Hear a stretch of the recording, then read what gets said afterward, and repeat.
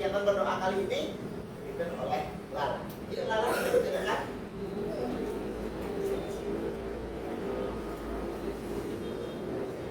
Silakan di tengah. Ya, kasih. Berdoa nasional. Sebelum memulai kegiatan hari ini, mari kita berdoa sesuai ajaran agama masing-masing. Berdoa dimulai.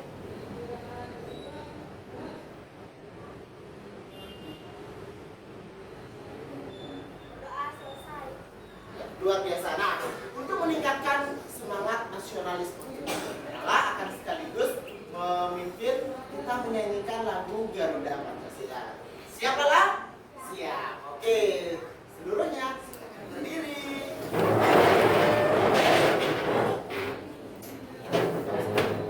Oke, sudah? Langsung play. 1, 2, 3, mulai.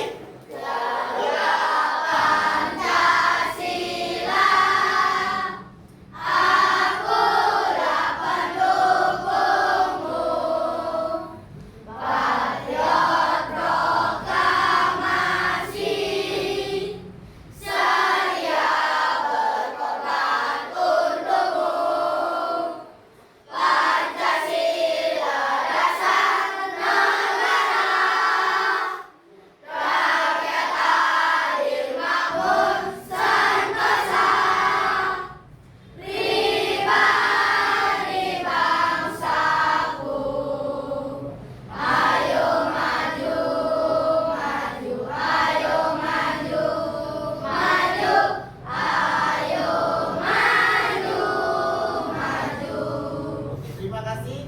Silakan duduk. Lala, silakan kembali ke tempat duduk.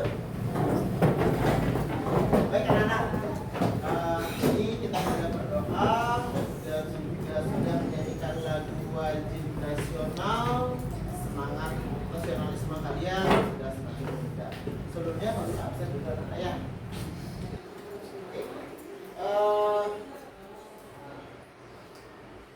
Dari nomor absen 1 sampai 29 tidak hadir hari ini? Ada Pak. Ya, siapa? Citra sama Mesya. Citra kemana? Karena izin sakit. Citra izin sakit. Kalau Mesia? Gak tahu. Oh, ada teman lain yang tahu? Mesia kemana? Ya. Kalau Kayla sakit, kalau Mesya sakit, kalau Citra izin. Oke, baik. Terima kasih. Jadi kita doakan teman kalian yang sakit agar dia cepat sembuh, dan untuk yang izin agar acaranya dilancarkan biar bisa ketemu dengan kalian kembali dan belajar dan berkolaborasi bersama. Siap anak-anak? Siap. Terima kasih. Nah, selanjutnya, anak, sebelum aku lanjut nih, tidak lengkap kalau Pak Guru tidak menanyakan bagaimana perasaan kalian hari ini. Bagaimana perasaan kalian hari ini anak-anak semuanya? Semuanya senang? Ada yang sedih? Ada yang mengantuk mungkin? Jangan. Kenapa mengantuk, Rehan? Kenapa mengantuk, Rehan? Aduh, beneran jam berapa Rehan tidur? Jam 11. Anak-anak, 7 kebiasaan anak Indonesia hebat. Salah satunya adalah tidur cepat. Kalau tidur jam 11 boleh apa tidak? Nanti akan mengganggu waktu istirahat dan bangunnya kesiangan sehingga kalian mengantuk. Jadi jangan diulang lagi ya. Selanjutnya, nah anak-anak, kita akan belajar tentang berpikir komputasional hari ini. Cara cerdas memecahkan masalah seperti itu. Nah, sebelum itu, aku harus sampaikan dulu tujuan pembelajarannya.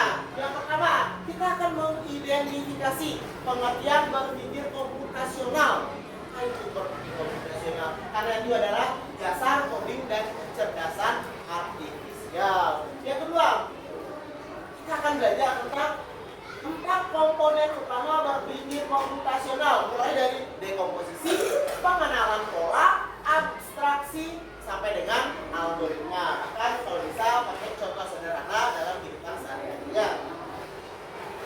Nah, selanjutnya, dan ada yang tahu apa itu berpikir komputasional? Kira-kira ada yang mau kasih? Ya, Bang Bagas, apa-apa? Secara komputer. komputer karena ada komputernya. Ada lagi. Media ya. Berpikir dengan cepat. Berpikir dengan cepat. Dibilang komputer, bilang cepat. Berarti kalau kita gabungkan, kita sebagai manusia diumpamakan seperti komputer yang bisa berpikir cepat. Benar nggak ya? Coba. Ya, oke. Jadi berpikir komputasional bukan berarti kita harus menjadi robot, anak-anak. Bukan. Kita tetap jadi manusia ya.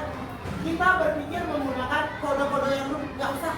Jadi yang harus kita lakukan adalah berpikir komputasional adalah metode atau cara berpikir gimana kita bisa memecahkan masalah yang rumit sekalipun secara metodis. Secara metodis, tahu metodis?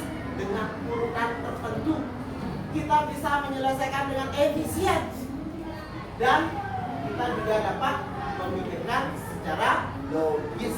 Apa nggak? Ya, nah mirip dengan seorang ilmuwan komputer membuat program ini. Kita berpikir komputasional itu diharapkan bisa berpikir secara metodis, kita bisa secara efisien dan logis. Nah, ini adalah keterampilan dasar yang berguna sekali untuk kita semua, untuk Pak Guru dan untuk kita semua. Oke, kita lanjutkan.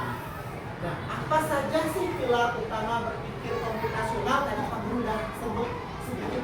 Ada yang masih ingat? Yang pertama adalah bagaimana? Dekomposisi. Pak Guru kenalkan istilah-istilahnya dulu ya. Yang kedua, setelah dekomposisi itu pengenalan problem. Yang ketiga, abstraksi. Yang terakhir, algoritma. Di poin algoritma inilah nanti poin pentingnya, tujuan utama kita belajar mulai dari dekomposisi dulu. Nah, dekomposisi ini anak-anak. Ada yang bisa lihat gambar apa kira-kira itu? Ada makan semua? Ada yang udah. Ya. Ada yang pernah makan nasi goreng? Oke, gimana rasa nasi goreng? Jadi dekomposisi itu adalah proses membagi masalah yang rumit yang besar menjadi komponen-komponen yang lebih kecil, anak-anak. Jadi ada dekomposisi ini contohnya gini, anak-anak. Jadi kalau kita mau membuat nasi goreng, kita harus menyiapkan apa saja. Jadi masalah besarnya, saya lapar nih, saya mau buat nasi goreng. Terus gimana dong? Kan nggak bisa tiba-tiba ada nasi goreng. Kita perlu siapkan bahan. Kita siapkan bumbu-bumbunya. Kita goreng telurnya, tumis bumbunya, campur bahan, sajikan. Itu namanya dekomposisi. Masalah besar nasi goreng. Oh, nasi goreng. Itu kita urutkan, kita pecah jadi masalah yang lebih sederhana. Itu namanya dekomposisi. Ingat ya, dekomposisi. Yang kedua, pengenalan pola. Nah, pengenalan pola. Ada yang mau bantu membacakan? Bagas. Kemampuan untuk mengidentifikasi perbedaan atau paralel dalam data atau di antara masalah-masalah kecil yang telah dipecah. Oke, pintar. Jadi di sini kita mengidentifikasi mana nih pola-pola yang kayaknya mirip-mirip sama pola yang lain yang udah kita pahami. Nah, di kita buat nasi goreng. Nasi goreng itu salah satu tahapannya adalah menumis. Menumis, gimana caranya menumisnya? Apa itu menumis? Ada yang tahu apa itu menumis? Menumis adalah memasukkan bumbu, bawang goreng, kemudian ada cabai di sana, ada bawang putih, bawang merah, dan bumbu lain digoreng, dioseng-oseng seperti menumis. Misal kalian buat capcay, buat tumis kangkung atau sayur hijau, kan konsepnya sama seperti menumis. Jadi kita ikuti tren yang atau pola-pola yang sudah pernah kita lakukan di kegiatan sebelumnya. Itu namanya pengenalan pola. Berikutnya, setelah pengenalan pola ada abstraksi. Siapa yang mau baca? Siapa yang mau baca? Oke, Evan, silakan baca. Prosedur untuk menghilangkan data yang tidak regular relevan, berlebihan dan berkonsentrasi secara eksklusif. pada makna-makna yang paling krusial. Ya, pas. Jadi abstraksi ini gini anak-anak. Setelah kita mendekomposisi, kita sudah tahu polanya. Contoh dalam kehidupan sehari-harinya begini anak-anak. Ada yang di sini berangkat pakai sepeda, naik sepeda.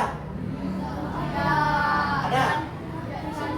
Oh, nggak ada ya. Nah, kalau anak-anak berangkat naik sepeda ke sekolah ya, berangkat naik sepeda, yang kalian lakukan adalah mengambil sepeda. Setelah diambil sepedanya, kalian mengayuh sepeda ke sekolah dengan cepat dan hati supaya tidak terjadi hal-hal yang tidak diinginkan di jalan. Nah, ini yang Pak Guru bilang anak-anak. Jadi ketika kalian mengendarai sepeda, kalian fokus sama mengendarai sepeda. Jangan lagi bannya terbuat dari apa ya? Dari roti tawar, roti lapis, atau dari karet. Nah, nggak usah mikirin yang kayak gitu. Kan ada nih, bahannya. Karena kan lihat coklat yang sepeda yang dibuat dari coklat. Nah, begitu. Jadi kita nggak usah mikirin bahan bannya, bahan frame-nya, bahan group set-nya, atau bahan fluida yang ada di dalam sepeda. Pokoknya kita ambil sepeda, kita pastikan sepeda kita udah benar, layak dipakai. Cus langsung ke sekolah, hati-hati dan cepat. Oke, itu namanya abstraksi. Lakukan hal-hal yang penting-penting saja. Dan terakhir ini yang paling penting. Siapa yang mau baca? Siapa yang mau baca? Oke, Rati, silakan Rati.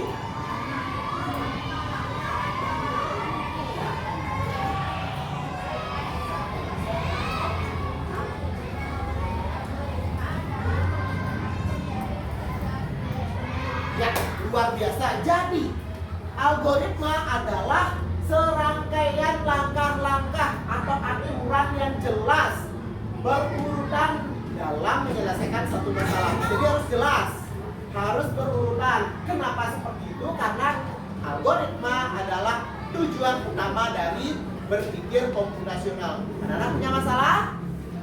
Punya masalah? Punya. Pak Guru punya juga masalah. Ya, maka dari itu semua masalah akan bisa lebih cepat dan tepat kita laksanakan dengan cara berpikir komputasional. Ada 4 anak-anak. Yang pertama adalah dekomposisi. Yang kedua adalah pengenalan pola. Kemudian ada abstraksi. Setelah itu ada algoritma. Jadi ada 4 pilar ya. Dari 4 pilar ini jadi dalam contoh penerapan dalam kehidupan sehari-hari dia, dulu kan sudah sih sama anak-anak di minggu sebelumnya tentang pelajaran aktivitas, tentang membuat materi tentang organ penglihatan atau mata. Nah, di dalam organ mata yang Pak Guru sampaikan kepada anak-anak itu anak-anak coba dekomposisikan bagaimana kalian mencari materi mata bagian luar, mata bagian dalam, bagian dalam ada apa saja, mulai dari kornea sampai di retina sampai ke saraf.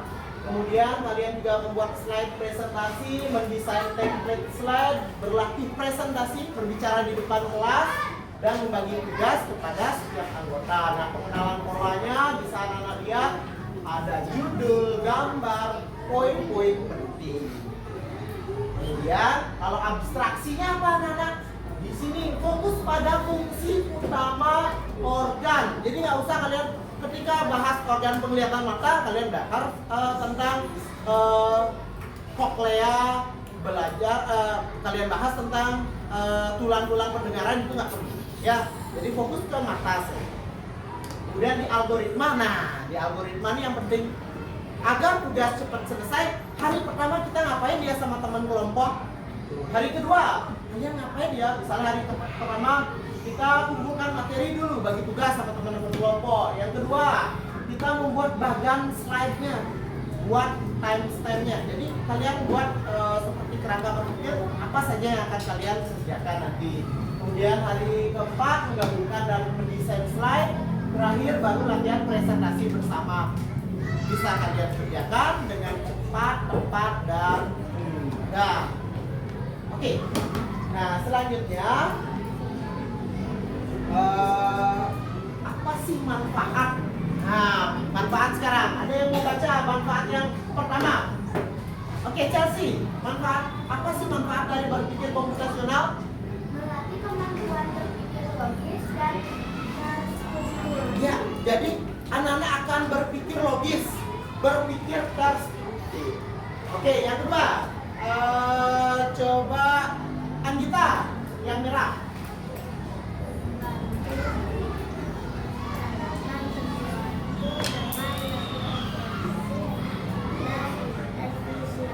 Ya, betul. Jadi semua hal-hal yang kita rencanakan itu kalau kita sudah berpikir komputasional akan lebih efektif dan efisien. Nah, sekarang coba Murah baca yang kuning.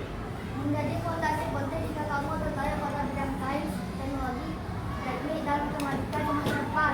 Iya, betul. Jadi kalau kita pengen jadi ilmuwan, jadi profesor, nah berpikir komputasional itu sangat penting.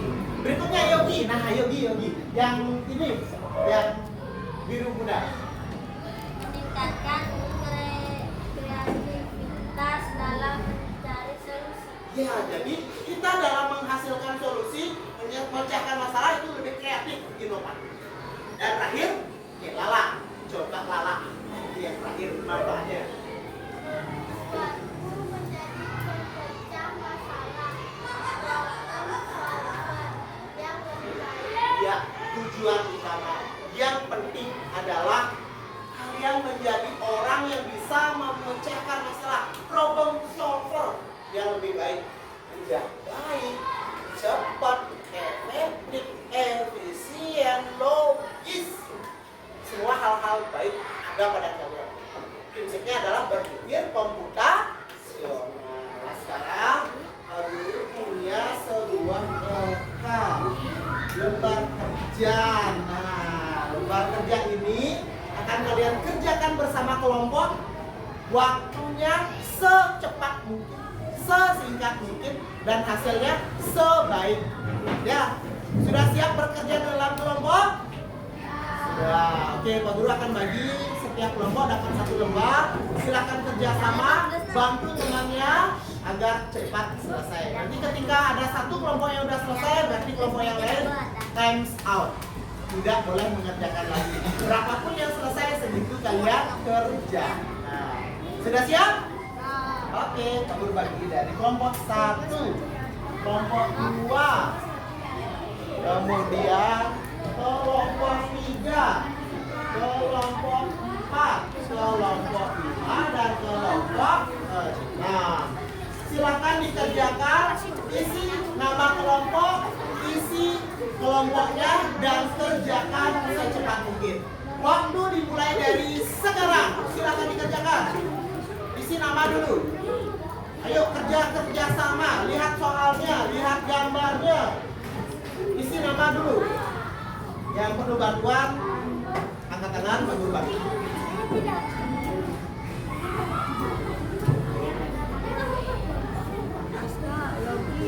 Wahyu,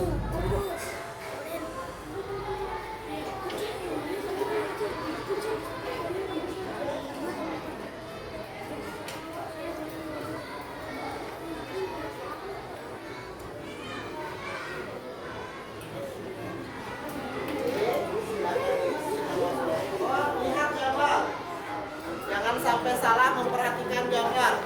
Boleh kerjasama, satu persatu jawabnya boleh. Ada yang menulis, ada yang berpikir, ada yang lihat gambar. Ayo bantu saya secepat-cepatnya. Kalau sudah enamnya selesai, selesai semuanya. Tidak ada yang boleh mengerjakan lagi. Pilih yang paling gampang dulu, yang susah belakangan kerjakan.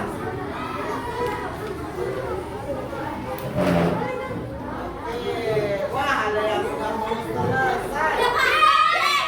Oke, sudah selesai. Coba dulu cek. Yang lain coba kalian kasih waktu 1, 2, 3, 4, 5, 6. Luar biasa.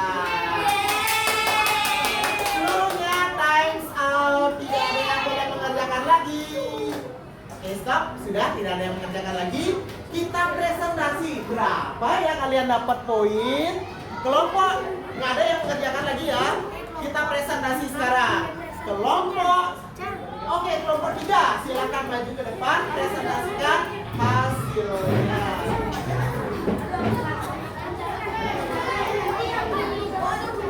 Oke, silakan.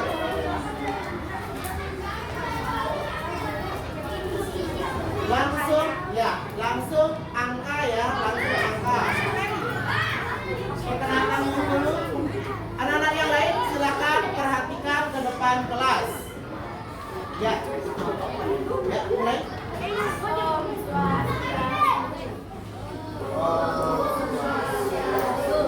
Jadi hari ini kita akan mempresentasikan LKPD, yaitu LKPD berpikir komputasional.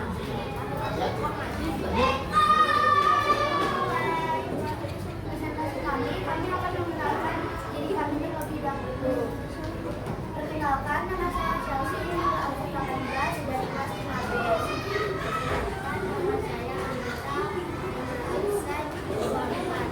Perkenalkan, nama saya Mikaela Safiana.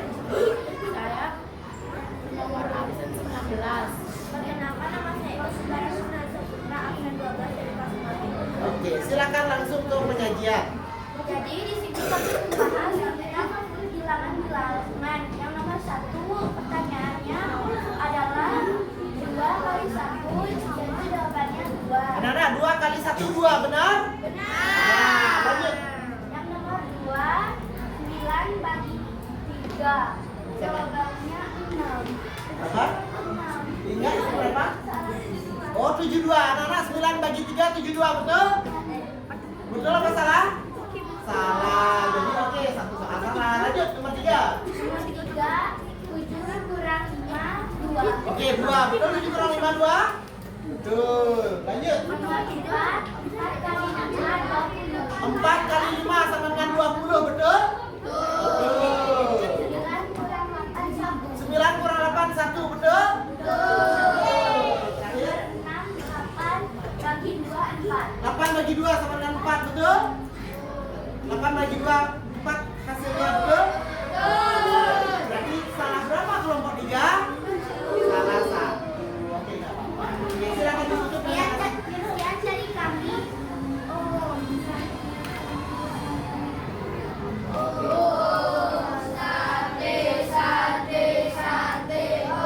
Silakan ditutup kelompok 3. Baik anak-anak, kelompok 3 sudah tampil tadi.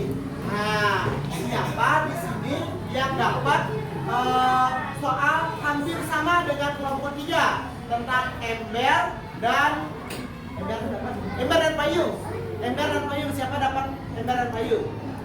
Ember dan payung. Nah, karena kelompok 3, kelompok 2 dan kelompok 6 itu sama soalnya, jadi Pak Guru ganti ke soal yang lagi satu ya. Lagi satu siapa? Pak yang mau lagi kelompok 1, kelompok 4 atau kelompok 5? Oke, kelompok 1 silakan ke nah, nanti ada gilirannya. Fokus ya, kita lihat berapa ya selesai kelompok 1. Silakan dimulai. Perkenalan. Yang lain tetap tenang.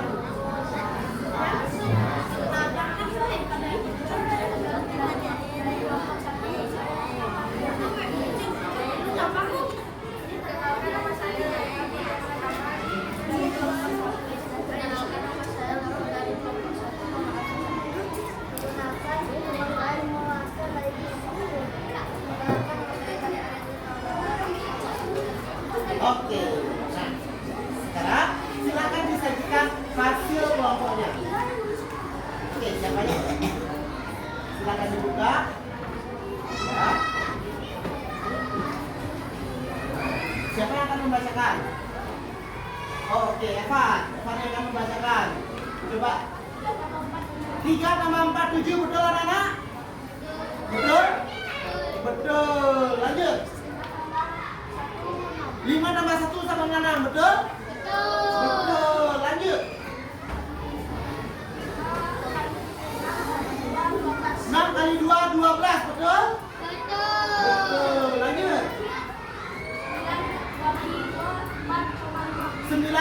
2 4,5 betul? 9 bagi 2 4,5 betul? Betul jawabannya. Lanjut. 8 kali 4 32 betul? Betul? Betul. Nah, ini juga dulu ya. Lanjut. 3 dikurang 1 sama dengan 2 betul? Lihat tepuk tangan untuk kelompok 1.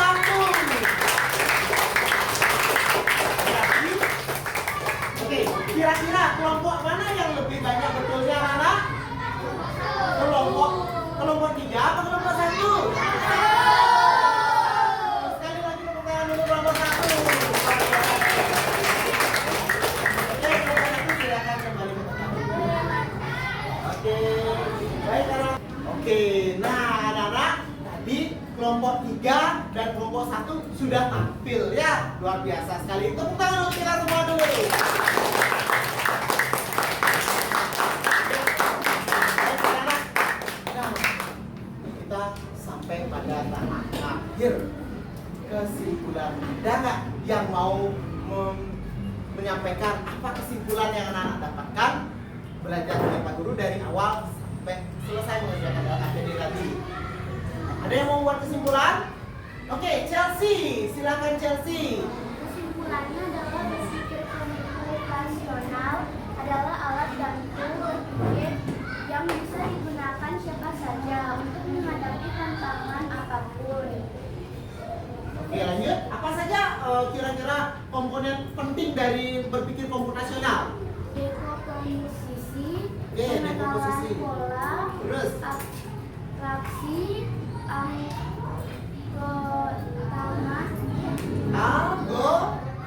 Algoritma. Ya, tepuk tangan untuk Chelsea.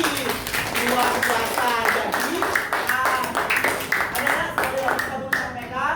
Jadi berpikir komputasional itu adalah cara pandang, cara berpikir kita agar bisa menyelesaikan masalah secara efektif, efisien, logis, dan terstruktur. 4 pilar ya. Ada dekomposisi, ada pengenalan pola, ada apa lagi? Abstraksi, ada apa lagi yang terakhir? Algoritma. Dan ini harus dilakukan oleh siapa saja dalam menyelesaikan sebuah permasalahan. Nah, anak-anak, setelah membuat kesimpulan, Pak Guru mau bertanya, apa hal yang paling menyenangkan, yang paling kalian sukai dalam kegiatan pelajaran hari ini? Ada yang mau? Oke, Chelsea, apa yang Chelsea sukai? Paling suka itu kemarin berpikir secara berkelompok dan juga mempresentasikan hasil kerja sama kita. Oke, kerjasama dengan kelompok, presentasi. Anak-anak yang lain ada yang berpendapat lagi? Apa yang kalian sukai dalam kegiatan pelajaran hari ini? Oke, Nurah, apa yang Nurah sukai? Kerjasama dengan kelompok. Ya, nah ada hal yang kalian sukai, apa yang kalian tidak sukai, apa yang kurang mungkin dalam kegiatan pembelajaran hari ini? Gomes, apa yang Gomes kurang suka atau tidak pahami? Apa yang Gomes kurang paham? Dekomposisi. Oh, jadi ada beberapa bagian dari berpikir komputasional yang Gugus belum pahami itu. Oke, nggak apa-apa, nanti kita ulangi lagi, kita pelajari lagi biar Gugus lebih paham lagi ya. Oke, anak-anak, terakhir, Abu nanya, bagaimana perasaan kalian setelah belajar hari ini? Oke, Pak Guru sangat senang mendengarnya. Semoga apa yang kita pelajari hari ini itu bisa kalian tingkatkan lagi, tingkatkan materinya, tingkatkan semangatnya, dan bisa anak-anak terapkan kepada teman-teman dalam menyelesaikan masalah agar ada dampak dari apa yang kalian pelajari. Nah, sebelum itu Pak Guru mau sampaikan untuk evaluasi nanti akan Pak Guru sampaikan di WA grup kelas. Silakan anak-anak boleh kerjasama dengan orang tua, boleh kerjasama sama kakak, sama saudara mungkin atau anggota keluarga yang lain. Karena dengan bekerja sama semua pekerjaan akan lebih cepat selesai, buktikan ya. Nah itu dulu yang dapat Pak Guru sampaikan. Untuk kegiatan pembelajaran selanjutnya kita akan belajar tentang bagaimana input, proses, dan output dalam berpikir komputasional. Kita juga akan belajar elemen-elemen apa saja yang akan kalian gunakan agar lebih efektif dan efisien. Oke, mungkin itu dulu yang dapat Pak Guru sampaikan. Ada yang mau ditanyakan? Oke, jika tidak, kita akhiri pembelajaran hari ini dengan berdoa. Tadi Lala ya. Sekarang Oming silakan maju.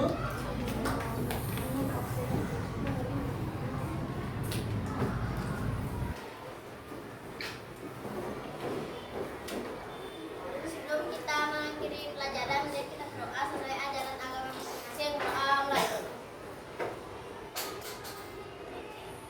Doa selesai. Terima kasih Oming, silakan duduk. Baik anak-anak, mungkin sekian yang dapat Pak Guru sampaikan pada kesempatan kali ini. Terima kasih atas perhatiannya. Jadi dengan berpikir komputasional, masalah serumit apapun bisa ditemukan